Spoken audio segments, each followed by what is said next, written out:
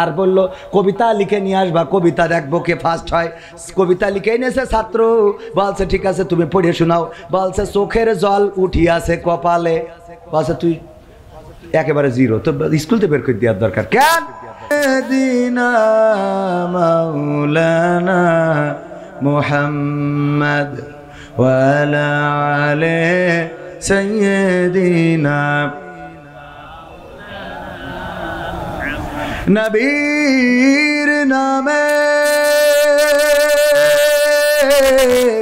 দুরূদ শরীফ পড়িবে যে জন,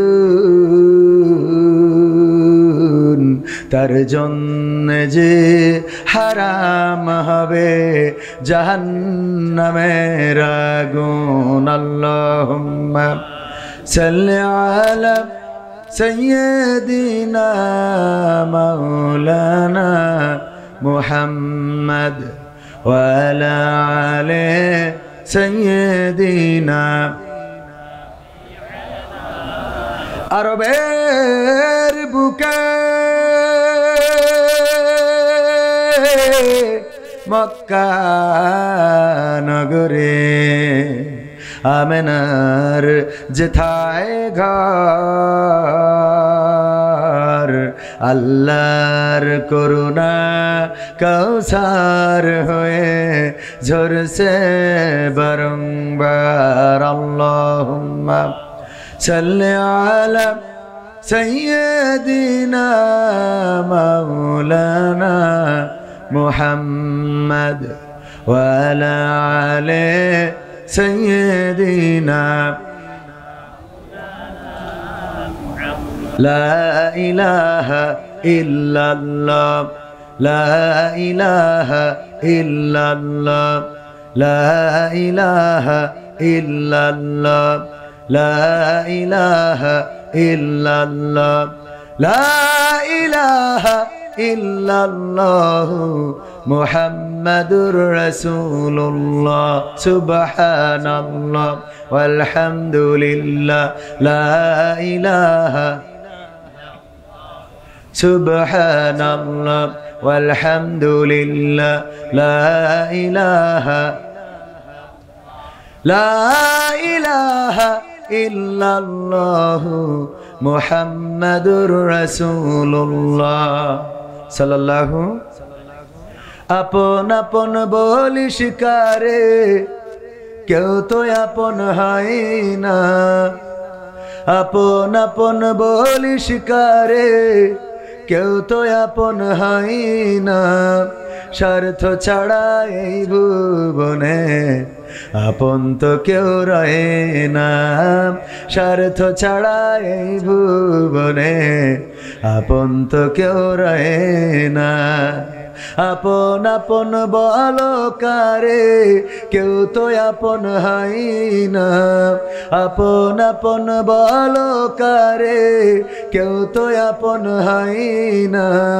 স্বার্থ ছাড়া এই ভুবনে আপন তো কেউ রয়ে না, স্বার্থ ছাড়া এই ভুবনে আপন তো কেউ রয়ে না। চোখ বুঝিয়া ভাবর মন কে তোর আপন জন, ভালোবাসা পাওয়ার জন্যে আছে কি কারণ? চোখ বুঝিয়া ভাবো মানুষ কে তোমার আপন জন, ভালোবাসা পাওয়ার জন্যে আছে কি কারণ? চোখের আড়াল হলে দেখিস, চোখের আড়াল হয়ে দেখিস তোর কথা কেউ কয় না। স্বার্থ ছাড়া এই ভুবনে আপন তো কেউ রয়ে না, স্বার্থ ছাড়া এই ভুবনে আপন তো কেউ রয়ে না। কার জন্যে তোর ভালোবাসা টাকা ঘর আর বাড়ি, মরার পরে কবরেতে রাখবে তাড়াতাড়ি। কার জন্যে এই ভালোবাসা, টাকা ঘর আর বাড়ি, মরার পরে কবরেতে রাখবে তাড়াতাড়ি। বিনা লাভে বন্ধুরে কেউ, বিনা লাভে বন্ধুরে কেউ তুলার বোঝাও বই না। স্বার্থ ছাড়া এই ভুবনে আপন তো কেউ রয়ে না। স্বার্থ ছাড়া এই ভুবনে আপন তো কেউ রয়ে না। আপন আপন বলো কারে, কেউ তো আপন হয় না। আপন আপন বলো কারে, কেউ তো আপন হয় না। স্বার্থ ছাড়া এই ভুবনে আপন তো কেউ রয়ে না। স্বার্থ ছাড়া এই ভুবনে আপন তো কেউ রয়ে না।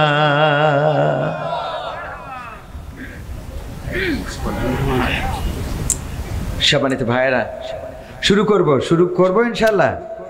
আপনারা শুনতে রাজি আছেন? থাকা যাবে কিছু সময় ইনশাল্লাহ। আমরা যাই করি তাই করি, 12টার মধ্যে শেষ করে দেব ইনশাআল্লাহ। আমাদের তৌফিক দান করুন, আমা তৌফিকি ইল্লা বিল্লাহ। সম্মানিত ভাইয়েরা, আমার ডান পাশে অনেক যুবক, তরুণ, কিশোর দাঁড়ানো মানুষদের আমি বসতে তেমন একটা বলতে চাইনি, কারণ বসতে বললে অনেকে আবার চলে যায়, যে দাঁড়িয়ে শুনতেছি তো তোমার ভালো লাগতেছে না, তাইলে চলে গেলাম, এরকম করে। তো এই জন্য চলে যেয়েন না, হয় বসেন না হয় দাঁড়ায় থাকেন, অসুবিধা নেই। কমিটি বলেছে যে বসার জন্য, তো কমিটির কথা যদি না বলি তাইলে আবার ওরা যাওয়ার সময় টাকা দিবেন না। হ্যাঁ, তো সম্মানিত ভাইয়েরা, আজকে আমরা ধোপাকোলা হিলফুল ফুজুল যুব সংঘের উদ্যোগে আয়োজিত প্রথম এই বছর এই মাহফিলটা আমরা শুরু করছি, বলেন আলহামদুলিল্লাহ। এই মাহফিলের ইতিহাস, আমরা যারা এই মাহফিলের শ্রোতা হয়েছি, আমরা যারা বক্তা হয়েছি, অতিথি হয়েছি, সভাপতি হয়েছি, এই মাহফিলটা প্রথম বার্ষিকী হয়েছে। এইভাবে প্রথম বার্ষিক লিখতে লিখতে এক সময় 32, 33, 49, 60, 62, 100 হবে না। কিন্তু এই 60, 62 আসার আগে আমরা সব পটল তুলে বিক্রি করা শেষ, ঠিক না বে ঠিক? আমরা কেউ থাকবো, কিন্তু প্রথম যে শুরুটা হয়েছে, প্রথম বছরের এই শুরুটার ইতিহাস হিসাবে আমরা থেকে গেলাম। কিয়ামত পর্যন্ত যদি মাহফিলটা চলে, এই মাহফিলের আমরা যারা বক্তা শ্রোতা হয়েছি, বক্তারা না হয় টাকা নিয়েছে, আপনারা তো টাকা নেননি, আমাদের যা হয় হবে না, আপনাদের তো দোয়াটা ঠিক মতো হবে, ঠিক কিনা? সুতরাং আজকে আমরা অন্তত শেষ না করে যাব না, রাজি আছেন ইনশাআল্লাহ? এটা যেহেতু ইতিহাস তৈরি করা মাহফিল, বাংলাদেশ 1971-এ স্বাধীন হয়েছে, তারপরে অনেক এর মধ্যে 72 গেছে, 73, 75, 77, 79, 84, 86, 2000, 2024 পর্যন্ত এসেছে। 71 স্মরণীয় হয়ে আছে না নাই? 52 স্মরণীয় হয়ে আছে না নাই? নতুন করে আবার আমরা যারা 24 দেখলাম, এই 24ও স্মরণীয় হয়ে থাকবে না, থাকবে না? সুতরাং 71-এ যারা স্মরণীয় বরণীয় হয়েছিল, 52-তে যারা স্মরণীয় বরণীয় হয়েছিল, 71, এই 71, 52 পরবর্তী সময়ে 24-এ এসে যারা স্মরণীয় বরণীয়, তারাও কিন্তু এই বছরের পর বছর এভাবে চলতে থাকবে। আমরা যেমন বলি 1971-এ আমরা রাজপথে নেমেছিলাম, লড়াই করেছিলাম, সংগ্রাম করেছিলাম, রক্ত দিয়েছিলাম, আর তার বিনিময়ে বাংলাদেশ পেয়েছিলাম, বলি না? একইভাবে বলা হবে 2024-এ আমাদের ভাইয়েরা রক্ত দিয়েছিল, জীবন দিয়েছিল, শহীদ আবু সাইদ শহীদ হয়েছিল, শান্ত মুগ্ধ তারা জীবন দিয়েছিল, ইয়ামিন রক্ত ঝরিয়েছিল, বাংলাদেশের হাজার মানুষ শহীদ হয়েছিল, অসংখ্য সহস্র আহত নিহত হয়ে এই বাংলাদেশ একটি সুন্দর সুখী সমৃদ্ধশালী বাংলাদেশ গড়ার জন্যে, স্বাধীনতা সার্বভৌমত্ব টিকিয়ে রাখার জন্যে 2024-এ বাক স্বাধীনতা ফিরিয়ে এনেছিল, বলা হবে না? সুতরাং আমরা 24-এ যারা বেঁচে আছি তারা স্মরণীয় বরণীয়, ঠিক কিনা? আজকের মাহফিলটাও তদ্রূপ স্মরণ। আমি কিন্তু উদাহরণ দেওয়ার জন্য বললাম, আবার মনে করেন না রাজনীতির কথা বললাম। আমার রাজনীতি বলার কোনো দরকার নেই, কারণ এই অঞ্চলে না আমি মেম্বারি চেয়ারম্যানিতে দাঁড়াবো, না এমপিতে, আর আমার জীবনে তো এমপি নমিনেশন কেউ দেবেও না।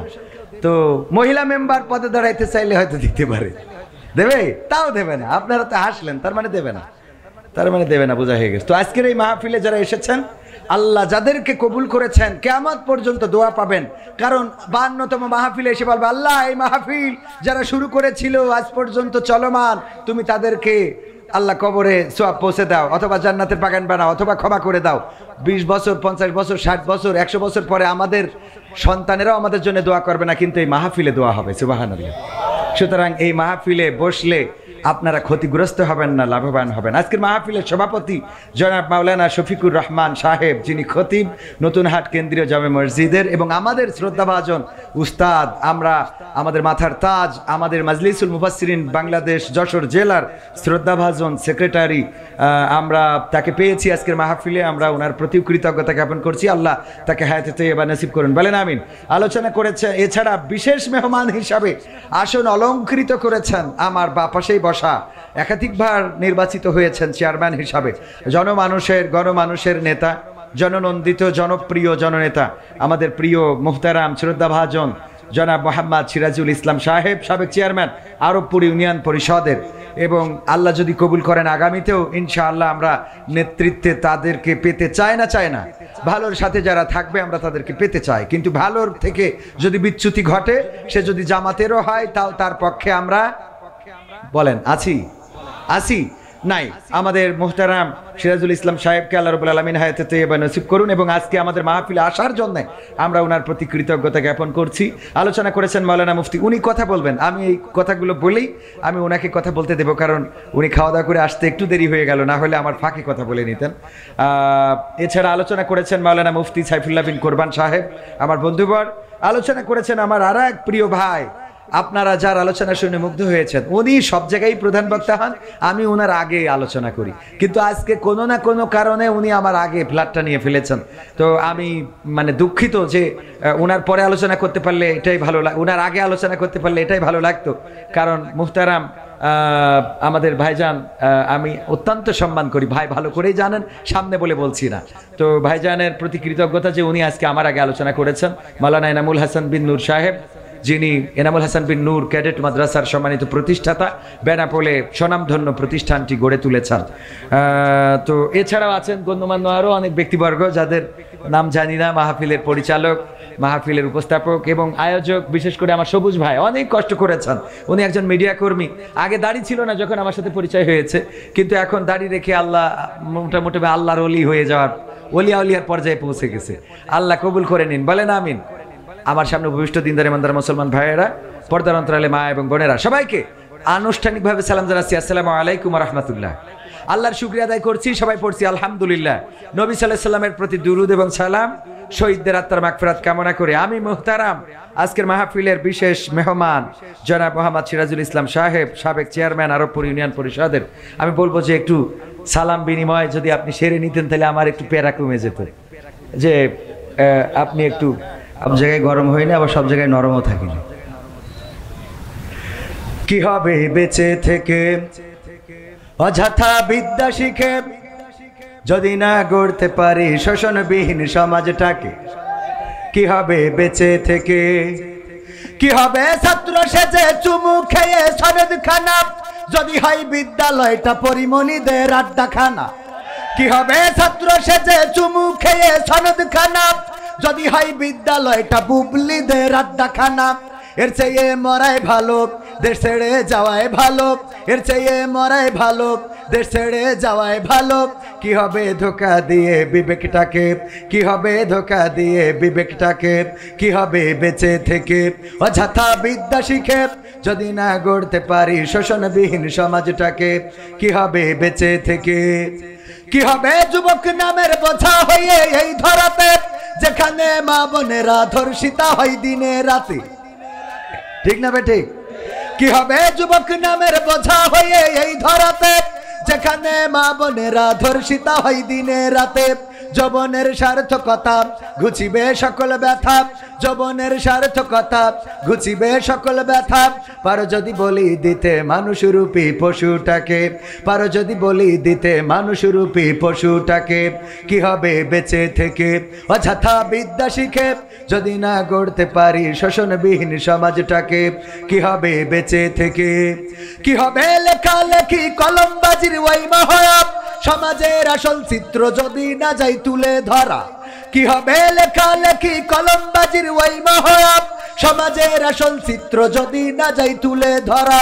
যদি ওই ঘুষের বলে কলমটা উল্টো চলে, যদি ওই হ্যালো কলে ক্যামেরা উল্টো বলে, তবে কি যাবে রোখা দুর্নীতিকে, তবে কি যাবে রোখা দুর্নীতিকে, কি হবে বেঁচে থেকে অযথা বিদ্যা শিখে, যদি না গড়তে পারি শোষণবিহীন সমাজটাকে, কি হবে বেঁচে থেকে, কি হবে, কি হবে, কি হবে নামাজ রোজা ইমানদারির ভয় করে, কোরআনের কর্মীগুলো থাকে যদি কারাগারে, কি হবে নামাজ রোজা ইমানদারির ভয় করে, কোরআনের খাদেম যারা তারা যদি থাকে কারাগারে, মসজিদের কোণে বসে জিকির যত করো কষি, মসজিদের কোণে বসে তাসবিহ যত টানো ঠেসে, এভাবে যায় না পাওয়া আল্লাহকে, ঠিক না বে ঠিক, এভাবে যায় না পাওয়া আল্লাহকে, কি হবে বেঁচে থেকে অযথা বিদ্যা শিখে, যদি না গড়তে পারি শোষণবিহীন সমাজটাকে, কি হবে বেঁচে থেকে,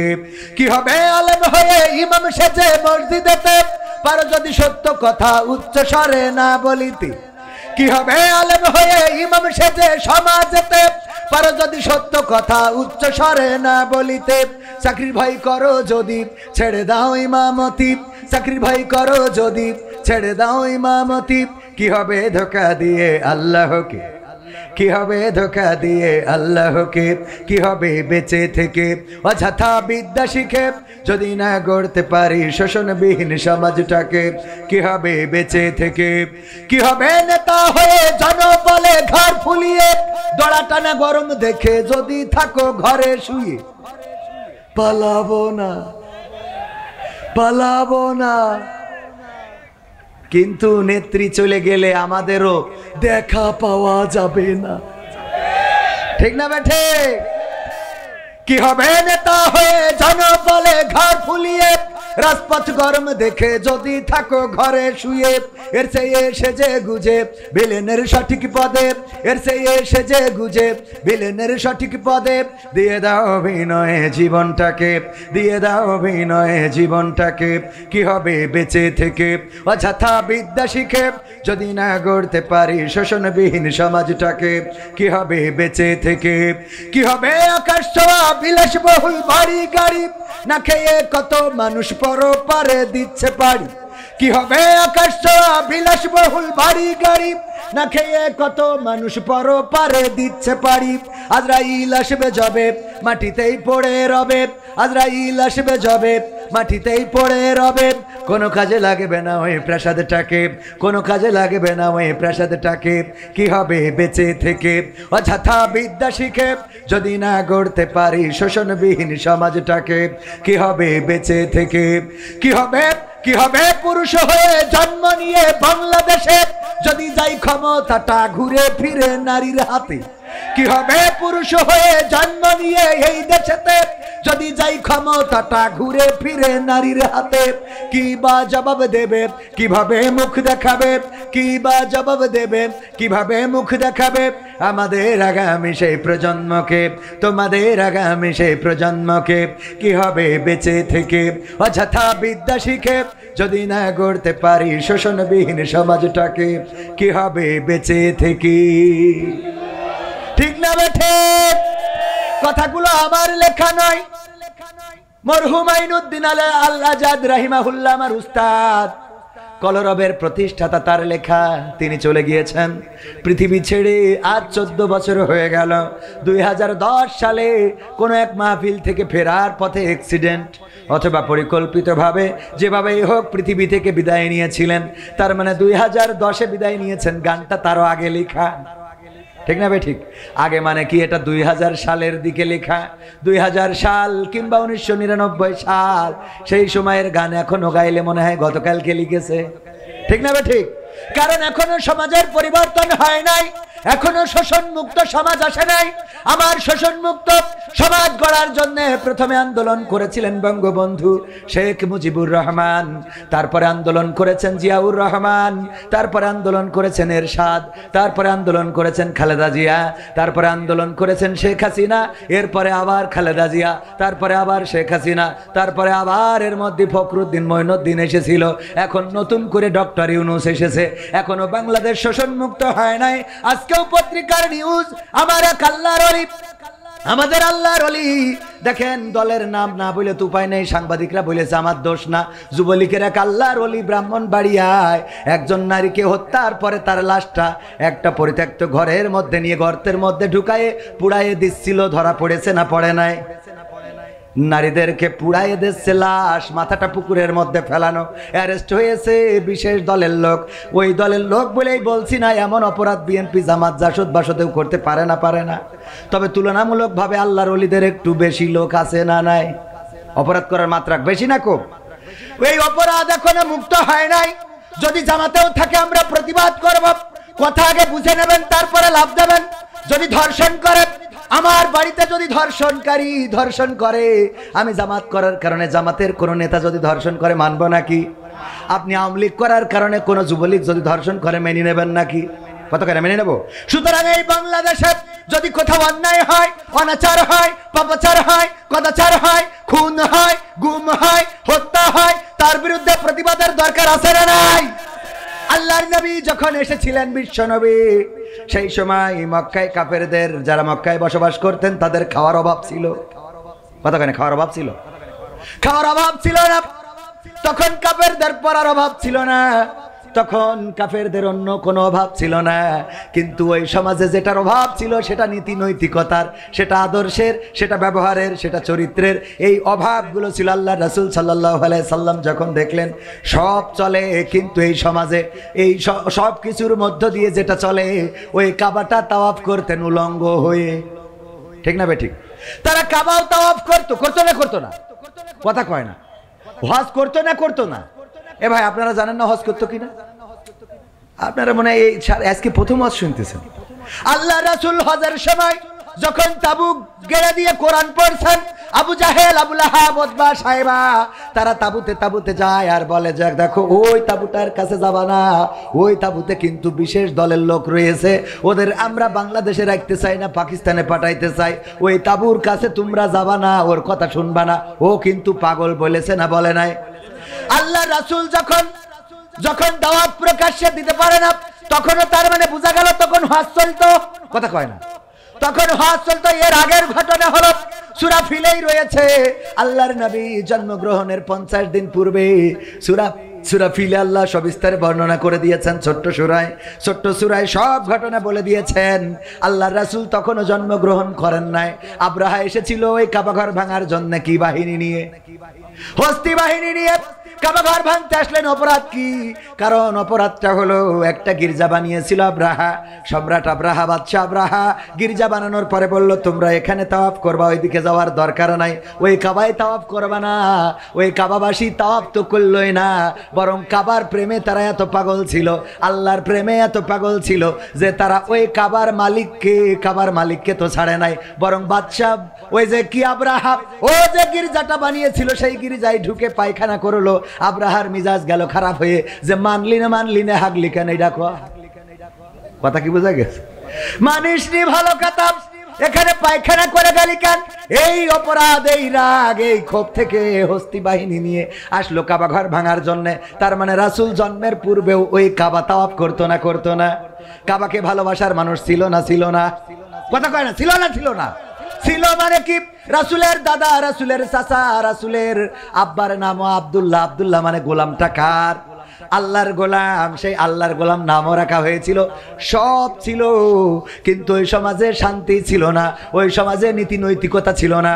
সকালবেলায় বিবাহ করে বিকালবেলায় তালাক দিত, ইচ্ছা মতো 5 জন 7 জন 10 জন বিয়ে করত, বউ যাকে মন চায় তাকেই বিয়ে করত, এমনকি নিজের বোনকেও বিয়ে করতে তারা কার্পণ্য বোধ করতো না।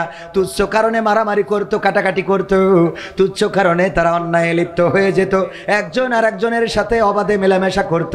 এই জাতীয় অপরাধগুলোর কারণে আল্লাহ রাসূল সাল্লাল্লাহু আলাইহি সাল্লামকে আল্লাহ পাঠালেন ওই কাবা তাওয়াফ করার জন্য। যদি পাঠাতেন তাইলে ওই সময়ও কাবা তাওয়াফ করার লোক ছিল না? ছিল মানে কি? কাবার প্রেমে এত পাগল যে গির্জায় যে হেগে আইলো। তাহলে আল্লাহ কাবা তাওয়াফের জন্য রাসূলকে পাঠায় নাই। কথা কি বোঝা গেছে? আপনি হজে যাবেন, আলহাজ হাজী সাহেব সালমান এফ রহমানও হজ করেছে গত রমজানে। পীর সাহেব আমার ফেসবুক স্ট্যাটাস দিয়েছে, কাবার ইমাম যেখানে দাঁড়ায় আমি তোর বরাবর একদম টান টাইনে সোজা এই পাশে দাঁড়াইছি। আল্লাহর ওলি দাঁড়াইলো কাবা ঘরে, যে এত বড় পরহেজগার ইমামের সামনে ইমাম বরাবর দাঁড়াইলো, আবার যেই বিপদে পড়েছে আগে দাড়ি ডারে ঝেড়িয়েছে। ঠিক না ভাই? ঠিক, আগে ঝেড়িয়েছে দাড়ি। এবার যদি বলেন এটা রাজনীতির কথা, না, কোন রাজনীতির কথা নয়। আমার কোন জামাতের নেতা ডাক্তার শফিকুর রহমান, আমার ডাক্তার শফিকুর রহমান তো আমিরে জামাত, কিন্তু উনি হলেন আমাদের আর এক শফিকুর রহমান, আমাদের সেক্রেটারি সাহেব। উনি যদি গতকালকে দাড়ি কামায়, বলেন দেখি জামাত করার কারণে আপনাদের নতুন হাট জামে মসজিদে খুতবা দিবেন কি? খুতবা দিতে দিবেন কে কে? হাত উঁচু করেন। একজনও দেবেন? দেবেন মানে কাটি খুলি, দাড়ি যখন কাটিছি আরো কিছু কাটবো। ঠিক না বে? ঠিক। তার মানে আমরা কিন্তু নেতা হিসাবে, দল হিসাবে বললাম না, আমরা কি হিসাবে বললাম? আল্লাহ রাসূলের সুন্নাতের এমন অপমর্যাদা মানা যায় না? মানা যায় না। ও আমার ভাইয়েরা, আমরা কথা বলার সময় কথা অনেকেই শোনে না, আগের থেকে লাভ দিয়ে ওঠে। ওই যে আগের দিন বোঝানোর চেষ্টা করেছিলাম, দত্তপাড়ায় স্যার বললো কবিতা লিখে নিয়ে আসবা, কবিতা দেখবো কে ফার্স্ট হয়। কবিতা লিখে এনেছে ছাত্র, বলছে ঠিক আছে তুমি পড়ে শোনাও। বলছে চোখের জল উঠিয়াছে কপালে। বলছে তুই একেবারে জিরো, তো স্কুলতে বের করে দেওয়ার দরকার। কেন? এই চোখের জল কোনোদিন কপালে ওঠে? তোর লেখাপড়া হইলো এটা? এ কোন ধরনের কবিতা লিখেছিস? স্যার চোখের জল কি কপালে যায় না? বলছে না। কিভাবে যায়? চোখের জল কিভাবে যায়? তোর কবিতা হয়নি বাদ। বলছে বললাম তো এক লাইন। এর এই শুনেই ফাল পড়া শুরু করেছেন। পরের লাইনটা শোনেন কি বলতেছে, পা দুটো বাঁধা ছিল কদমের ডালে। পা যদি উল্টো করে বাঁধা থাকে তাহলে চোখের জল তো কপালেই আসে। ঠিক না বেটে? স্যার বলছে ঠিক আছে 100 তে 100। বলছে পরের লাইন না শুনে অমনি তো আমার জিরো মেরে দিয়েছিলেন। কথা কি বোঝা গেছে? এই জন্য কথা শুনতে হবে ভালো করে, খেয়াল করে শুনবেন, তাহলে বুঝতে পারবেন। যদি খেয়াল করে না শোনেন তাইলে অমনি লাফালাফি শুরু করে দেবেন। আমার আল্লাহ বললেন, ইয়া আইয়ুহাল্লাযীনা আমানু, ইয়া আইয়ুহাল্লাযীনা আমানু লিমা তাকুলুনা মা লা তাফআলুন। কথাটা কার? অর্থটা কি? আল্লাহ বললেন, ও ঈমানদারেরা শোনো, আল্লাহর ওলিরা, পরহেজগারেরা শোনো, তোমাদের বলি শোনো, এমন কথা তোমরা কেন বলো যা তোমরা কাজে পরিণত করো না। আল্লাহ এর পরের আয়াতে বলছে, কাবুরা মাকতান ইনদাল্লাহি আন তাকুলু মা লা তাফআলুন। আল্লাহর কাছে এটা অত্যন্ত অপছন্দের, অত্যন্ত ঘৃণার যে তোমরা মুখে যা বলো কাজে তা পরিণত করো। কথা কয় না? এই যে আয়াত, এই আয়াতের ব্যাখ্যা করতে যে আমি খুঁজে পেলাম, এমপিরা সব কোথায় গেল, মন্ত্রীরা সব কোথায় গেল, কোথায় কাদের কাকা? তাদের ছাড়া দেশটা এখন লাগে ফাঁকা ফাঁকা। পালাবো না, পালাবো না, প্রয়োজন হলে ফখরুলের বাসায় গিয়ে উঠবো। ঠাকুরগাঁওয়ে বাসা আছে না, জায়গা দেবে। দেখেন এইবার আপনারা বোঝেন কেন বললাম এই কথা। পালাবে না, পালাবে না, যাই না তবু দেখা, তাদের ছাড়া দেশটা এখন লাগে ফাঁকা ফাঁকা। ও আমার ভাইয়েরা, আল্লাহ বলছে, ইয়া আইয়ুহাল্লাযীনা আমানু লিমা তাকুলুনা মা লা তাফআলুন। ও ঈমানদারেরা, আল্লাহর ওলিরা, পীর সাহেবরা শোনো, এমন কোন কথা বলো না যা তোমরা কাজে পরিণত করো না। কাবুরা মাকতান ইনদাল্লাহি আন তাকুলু মা লা তাফআলুন।